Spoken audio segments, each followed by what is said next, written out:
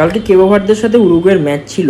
কেবো Verde যে পারফরমেন্সটা কালকে দিয়েছে, আমি আবারও একটা কথা বলবো যে ইন্ডিয়ান ফুটবল ফেডারেশনের কিন্তু কেবো ভার্দের খেলাটা কিন্তু বড় প্রজেক্টর স্ক্রিন করে দেখা উচিত এবং ইন্ডিয়ান প্লেয়ারদেরও দেখানো উচিত। প্রথম ম্যাচে কেবো ভার্দে স্পেনের সাথে 0-0 ড্র করল। আমি কালকের ভিডিওতে বলেছিলাম যে স্পেন ভালো খেলতে পারেনি, সেটা কিন্তু নয়। স্পেন কিন্তু ফার্স্ট ম্যাচে ভালো খেলেছিল, কেবো ভার্দে নিজেদের টিমের শেপ মেনটেন করে একটা দুর্দান্ত ডিফেন্স করে এবং সাথে ভজিনার আউটস্ট্যান্ডিং গোলকিপিং, সেজন্য কিন্তু স্পেনকে আটকাতে পেরেছিল। বাট কালকের ম্যাচটা কেবো ভার্দে যা খেলেছে, উরুগুয়ের সাথে 1-0 গোলে ফার্স্টে এগিয়ে গেছিল, তারপর ফার্স্ট হাফের শেষ হওয়ার আগে কিন্তু উরুগুয়ে 2 গোল মেরে দেয় এবং 2-1 হয়ে যায়। টিমটা 2-1 স্কোর নিয়ে ড্রেসিং রুমে যায়। একটা ছোট টিম বা একটা ছোট দেশ হিসেবে কিন্তু তাদের কিন্তু মনোবল ভেঙে যাওয়া উচিত ছিল। মানে হয়তো ভেবেছিলাম সেকেন্ড হাফে আসবে, সেকেন্ড হাফে এসে সেরকম আর পারফরমেন্স করতে পারবে না, উরুগুয়ে আরও গোল করবে, কিন্তু হলো উল্টোটা।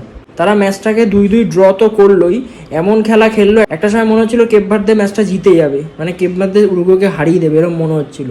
মানে জাস্ট আউটস্ট্যান্ডিং পারফরমেন্স কালকে কেপ ভার্দে, জাস্ট আউটস্ট্যান্ডিং। মানে কেপ ভার্দে এই ওয়ার্ল্ড কাপে একটা স্বপ্নের খেলা খেলছে বলা যেতে পারে। 2 ম্যাচে 2 পয়েন্ট এবং পরের ম্যাচটা সৌদি আরবের সাথে। আমি আশা করছি সৌদি আরবকে কেপ ভার্দে হারিয়ে দিয়ে পরের রাউন্ডে যাবে এবং মনে প্রাণে এটা চাইছিও। দেখা যাক বাকিটা কেপ ভার্দে কি করতে পারে।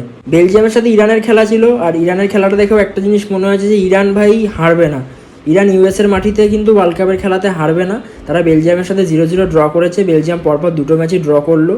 আর ইজিপ্টের সাথে নিউজিল্যান্ডের খেলাটাতে নিউজিল্যান্ড 1-0 গোলে ফার্স্টে এগিয়ে গেছিলো, মনে হচ্ছিল নিউজিল্যান্ড ইজিপ্টকে হারিয়ে দেবে।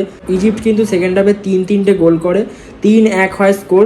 ইজিপ্ট বিশ্বকাপে তাদের প্রথম জয় পায় এবং মোহাম্মদ সালাহও কিন্তু বিশ্বকাপের মঞ্চে গোল করে। এবার আজকে আর্জেন্টিনার সাথে অস্ট্রিয়ার খেলা আছে, আর্জেন্টিনার সেকেন্ড ম্যাচ।